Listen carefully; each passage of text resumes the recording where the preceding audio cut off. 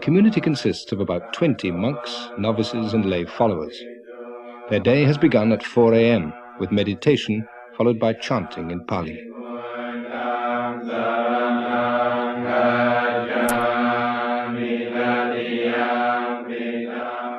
But very little of their day is taken up with ceremonies. They've just moved into a derelict Victorian house with a 100-acre forest nearby.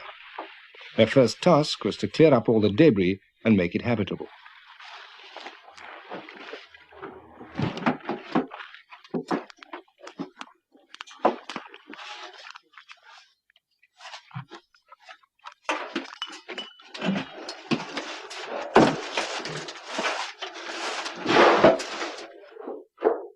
Monks are trained to be content with little.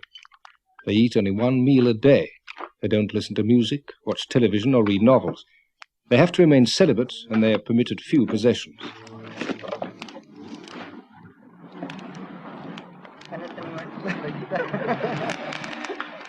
Their aim is to be free of everything which might distract them from their main task, putting into practice the Buddha's teaching about the path to enlightenment. The spiritual head of the order is the Venerable Ajaan. He has come from Thailand for a few weeks to lend his support to the new sanctuary. ในเวลานี้ชาวตะวันตกนี้ Many people in the West today seem to have much dissatisfaction and unhappiness in their hearts, and they feel they don't have a satisfactory means of dealing with it. The teachings of the Buddha offer the practice of meditation, which is a way of solving problems and overcoming confusion. We've been invited over here because many people want to learn how to put the teaching into practice, with the aim of finding a path through their confusion towards peace and calm.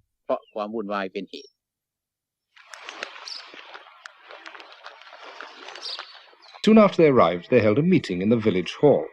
A film was shown on their parent monastery in Thailand, where most of them were trained. These monks in northeast Thailand are on Bindabat, the daily dawn walk to receive their food offered by the villagers.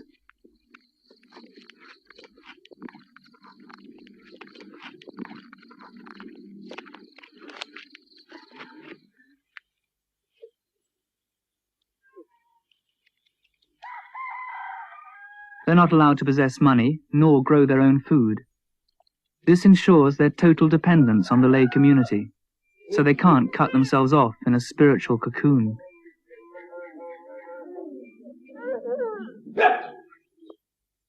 For the laity, Bindabat is a way of paying respect to the discipline of the monks, and also a way of making merit, which many believe brings good fortune in this life and in future rebirths.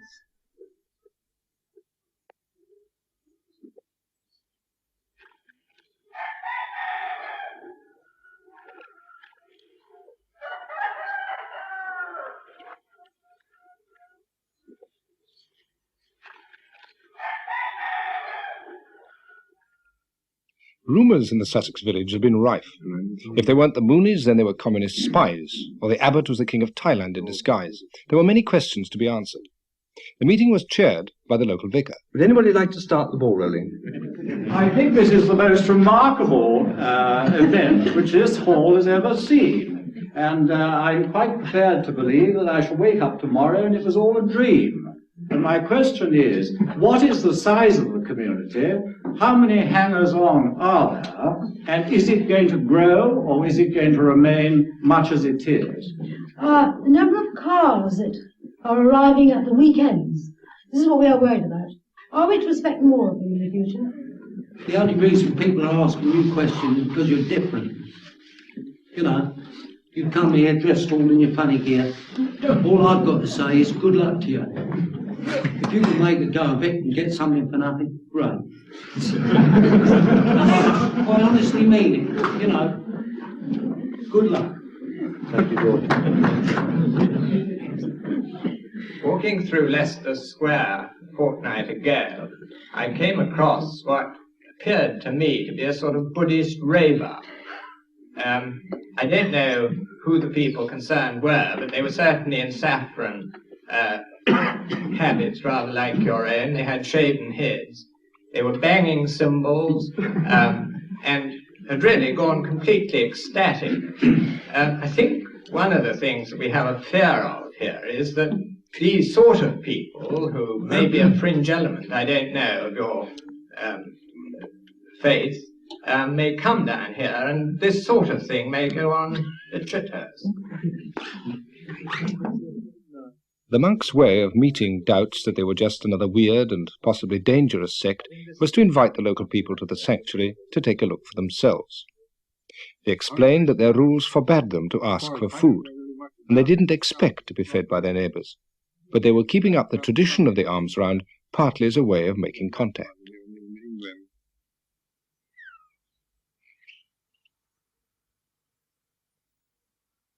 Their one meal a day has to be eaten before noon. Part of their food will be grown by their lay helpers, and the rest will be donated by Buddhist supporters from further afield. Today it's been given by the Hampshire Buddhist Society. This temporary dining room was provided by their chairman, who owns a marquee company. You don't have to be a monk to be a devout Buddhist. You can lead an active business life, provided it's not an immoral one. We've come today to offer a meal to the monks, which is known as dana, and this is an act of giving which establishes a sort of a relationship between lay people and the monks. And it's not, as is often thought, a case of just giving something to gain merit, but ideally, or in the perfect way, giving dana is a case of giving a little bit of oneself, and so it's in keeping with all the basic Buddhist teachings of the dropping ones ego. I've been asked why I'm Buddhist. It's not very easy to answer that because it's a slow process and I think a gradual confidence grows, but I suppose it comes down really to the fact that I see, well, it's called dukkha in Pali, which is the old Buddhist language. Probably I understand it as dis-ease, imperfection or suffering, and I see this in others, but more importantly in myself. And I'm of confidence that the Buddhist way of practice is a way of doing away with it gradually. But probably more important than a sort of an intellectual motivation is the fact that I meet monks. I think in all cases the ones that I've met have been wonderful examples of the result of the training, the sort of fruition of it, if you like. พวกชาวพุทธทั้งหลายได้มารวมการกระทำบุญในสถานที่นี้ Today all of you Buddhists have had a chance to come. One of the monks' main roles is to teach. The idea is that the lay people provide food for the body and the monks provide food for the mind. The sanctuary is a kind of spiritual powerhouse where people come to be recharged. So as we see all other people, we see other people's children, that we learn to love other people's children in the same way that we would love our own children. Ajaan used to give pep talks of a different kind when he was a US Army captain in Vietnam, where he first encountered Buddhism. I began to practice as a layperson in the Army, and it became quite obvious that if I wanted to continue being a devout lay Buddhist, to practice strictly adhere to the training precepts that are taught and things, that just to wear a military uniform would be against those teachings. I thought if I wanted to do it 100%, that it would be best to become a monk. And here I am, 8 years later. Tanaranyabo has been a policeman, a merchant seaman, a TV engineer and a barman, but for the last 3 years a Buddhist monk. The Buddha's teaching was always intended to be flexible, and there's nothing in it which prohibits adapting to new ways, provided they don't contradict the basic principles. I'm not a very high-minded person. In fact, high-mindedness is sometimes I find more aggravating than just a basic, down-to-earth approach to life. Honesty is all it's about. Trying to be totally honest about things as they are and about you as you are. Because man needs to know, apart from his job and everything, which is part of his life, men need to know who they are. Who you are and what you are, not what you're doing, what you are, is very important. And monks are concerned more with that. Because, I mean, I myself have done many things, different kinds of jobs. But I didn't know who I was. If a man gets too separated from the world or his environment, he gets ill. I think I've seen that in myself and in other people, a kind of alienation, loss of harmony. To have harmony, you need to know yourself. And harmony is the greatest peace and happiness. If you don't have harmony, it doesn't matter what you've got.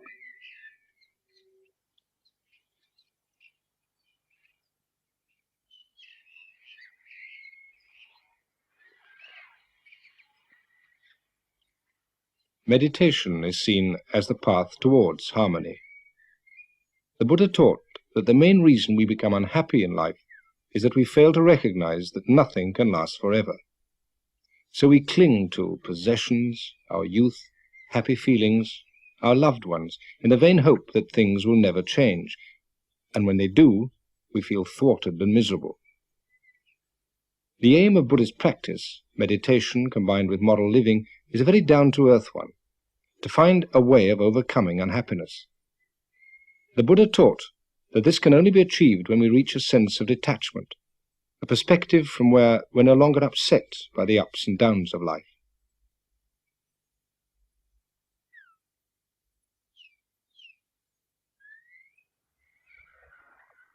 When we accept that all existence is impermanent, we begin to take things in our stride. And once we stop clinging to things as though they last forever, then we begin to overcome unhappiness.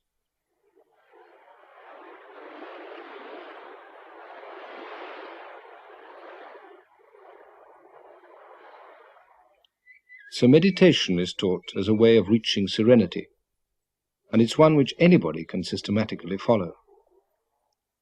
The Buddha wasn't a god, but a man who 2,500 years ago found a way of reaching the ultimate serenity, nirvana.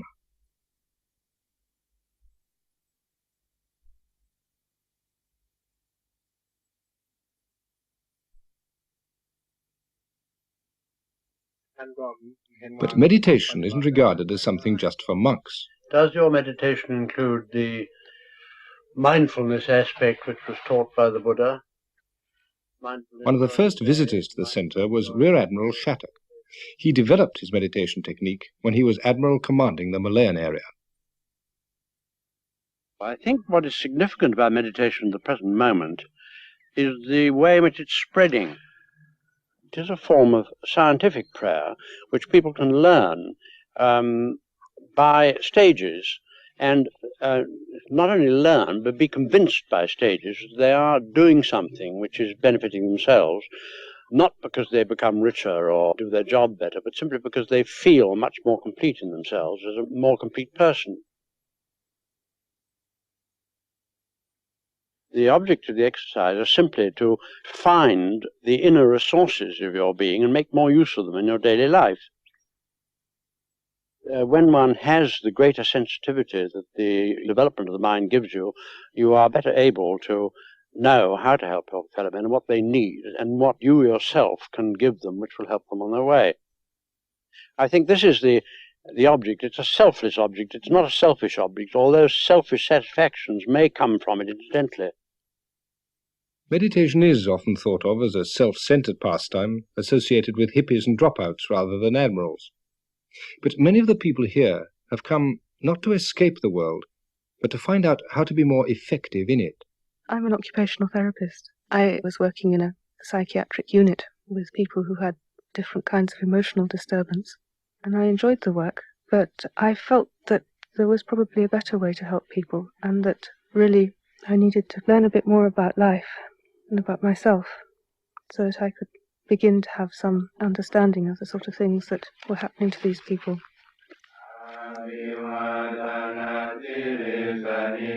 A lot of people say that the monks are very selfish, that they spend all their time working on themselves, and that this way of life doesn't really benefit anybody else very much. But it's benefited me enormously, because what they're doing is living a teaching, and they're making it work, and showing other people that they can make it work too. That's one of the things that they do to help. They just act as a kind of a living embodiment of the teaching. Well, if it hadn't been for this practice and this teaching, I would have ended up in a nut house. you do some meditation and you conduct yourself very mindfully and peacefully, you get insights into the way your own mind's going round in its own particular short circuits.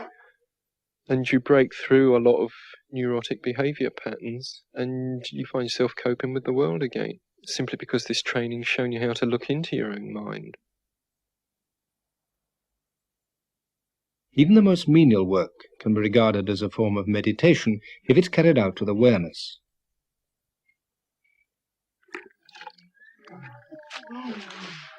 The aim of the training is to make them constantly aware of the present moment.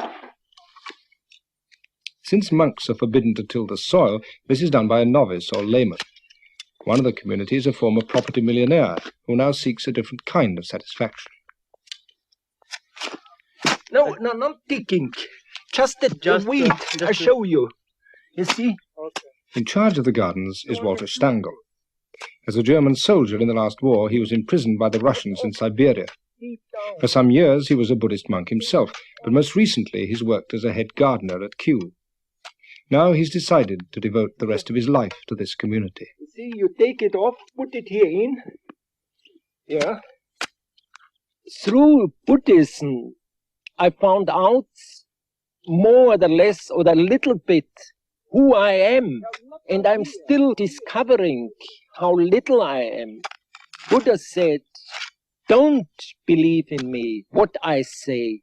Just find out for yourself, not believing on thinking it's this is or that this way. Stand on your own feet. Be your own explorer, your own discoverer, and see what is on. What's the meaning of life? What's the purpose to be here? Is it just the purpose here to accumulate money, property, houses and cars and all the rest of it? I don't think so. There must be something else. And I feel Buddhism is coming more and more to Europe.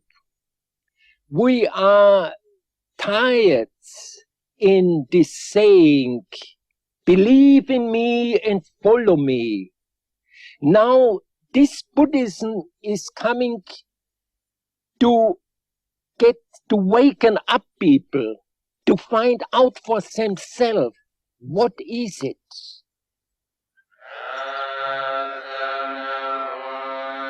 The Buddha taught that understanding is more important than believing, and that enlightenment doesn't come in the form of grace from a divine power, but as a result of man's own efforts to understand the teaching. Here the monks are performing a ceremony for a couple who've recently been married. The groom was once a monk himself. There's no dishonor in having disrobed, since Buddhists accept that all states are subject to change.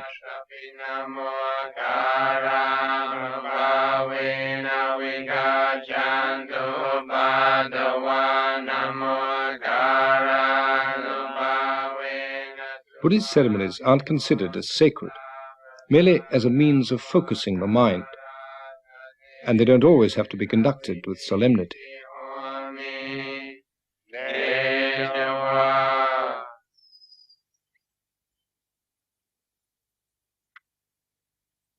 At the end of the ceremony, they tie a thread as a gesture of good luck. Even the cat benefits from the ritual sprinkling.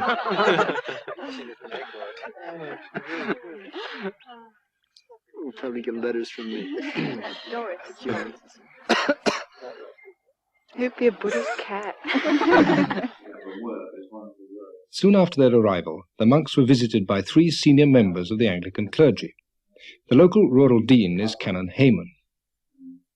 Could be asked why you come from another culture wearing the particular robes that you do wear into our society, which has a long, rich tradition of spirituality and meditation.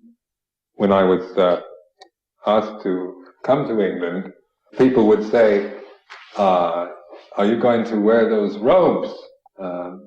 They'll only repel people. People will think you're some kind of hippie or freak, and that it will not help Buddhism at all. You should dress for the particular cultural setting you're going to. And then we reflected on this, for a while, and they thought, but yet this is only a matter of opinion, it has to be tried first. Because symbolically, these robes have a tremendous amount of value. And the color, the shaven head, and all these are symbolic of those who leave the home life or the homeless life. Like shaving the head is a way of saying, I'm giving up the worldly life, because hair can be a great sign of vanity and attraction. But we're not here to criticize or to fault find with the society, but to show by our own example a way that is possible to live in this society without being caught in the foolishness of it. But the monks were happy to explain their views to anyone who was interested. They were invited to the home of Brigadier and Mrs. Chatterton. I think it's very interesting that young people are turning to, if I may say so, Buddhism or that form of spiritual situation, because the Christian church hasn't got the hold that it had. I mean, it's only 11% of 52 million people. Yeah. It doesn't grip, does it? Doesn't seem to. No, that's the point. We see any religion as a convention or a tool or some kind of vehicle which we use in order to transcend the worldly suffering, the cycle of birth and death, in order to be one with the ultimate truth. And I think in Christianity, maybe the conventions they use, the words are different, the way they talk, but it all is pointing in the same direction, at that which is, say, beyond description, that which we call immortal, or beyond birth and death, that which is perfect and complete. Yes. We're not claiming that ours is the only true path, but it is one of the conventions that we, through our own personal practice and experience, have found very useful and beneficial. The main problem when one religion tries to understand another is the lack of a common vocabulary. This is what the local clergyman hoped to find. They showed the monks around a former Christian priory, which seemed a suitable setting for a metaphysical discussion. When you are meditating, are you having any regard to what we would call God? I'd be very shy of using the word God. I would say that it's becoming aware of the way things are, the way your mind is, the way that your mind works, but the way that all things are interconnected, interrelated. It's opening yourself up to that which is beyond your immediate knowledge and realizing there is something beyond that which arises and that which passes away, that which is mortal, that which is born and dies. But whatever that is, you can't understand it and you can't name it. What I'm worried about is that we don't seem to have a word which we can both use to describe what we're seeking. If I'm seeking ultimate truth, and if the abbot and Buddhist monks are seeking the ultimate truth, and if we accept that the ultimate truth cannot alter or be anything different, then there must be some way in which we can communicate with each other. The world will separate us, right? He's a Buddhist, I'm a Christian. But intrinsically, basically, in what I'm doing, I feel that there is as much between you and me as there is between any other worshipping and sincere and devout Christian. So that I can see it gets anywhere. Local clergymen like the Reverend Christopher Boxley feel they personally can find a meeting point. But for the Church of England as a whole, does the presence of Buddhism in any way pose a threat? It can't be bad if it's something that challenges you. And the presence of Buddhists in rural West Sussex, which is traditionally the sort of heart of the Church of England, the challenge in itself must be something which says, well, what is this tradition? If our tradition is worth anything, the tradition of Christianity, the tradition that many of us have been prepared to die for and all sorts of things, really, what is it saying? the old argument of the Church of England being the Tory party at prayer. I mean, this is something which does put a lot of young people off. We need somehow to say that beyond the dreariness, beyond the formality, beyond everything that you associate with churches and boredom, there is a tradition of seeking the truth. The Buddhists have given us, or by being here, give us the opportunity to look at our own traditions and, I hope, to preserve what is worthwhile in those traditions, but to have the courage also to say about some of them that really they're not worth keeping. It's early days yet to see how Sussex will take to Buddhism. But it doesn't seem likely that familiar rituals will be abandoned in favour of Sunday afternoons in the lotus position. By comparison with the active pursuits of rural Sussex, Buddhist meditation might seem a rather passive and therefore unrewarding pastime.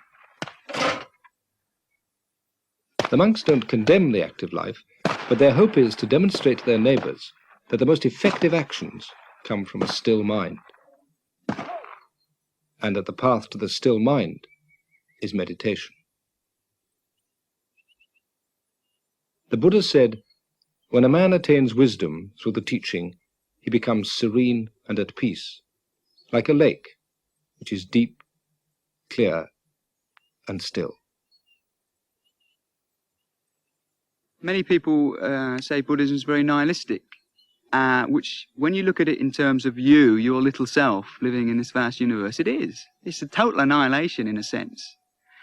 But it's an annihilation of that small-minded way of looking at the world, always from you, ego-centered thing. But that's not all there is. And when that dies, something very beautiful comes into being. And that's the side of people who don't understand when they make that accusation. And as I've seen with people who've meditated, the more they've stuck it and meditated and their self has been ground away, they just start to blossom. It's incredible. I mean, if that's death, I mean, that's fine with me. All this can never be fully understood if all we do is talk about it. Just as we can never know whether an apple tastes sweet or sour, unless we actually taste it for ourselves.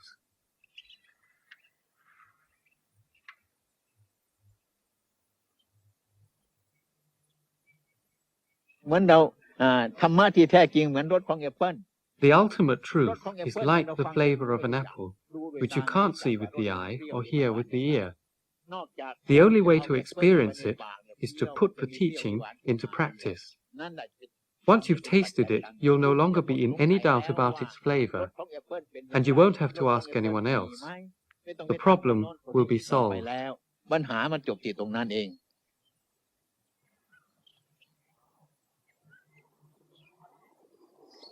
Right up. Not far enough, really. There's three going. What? Three people, it was one off the petrol. Yeah. We invite you to come and visit us. We invite you to come and visit us. Oh, that's very kind of you. We'd love to, yes. So you can see what we're doing. When you're... what you're up to. Yeah. What we're up to.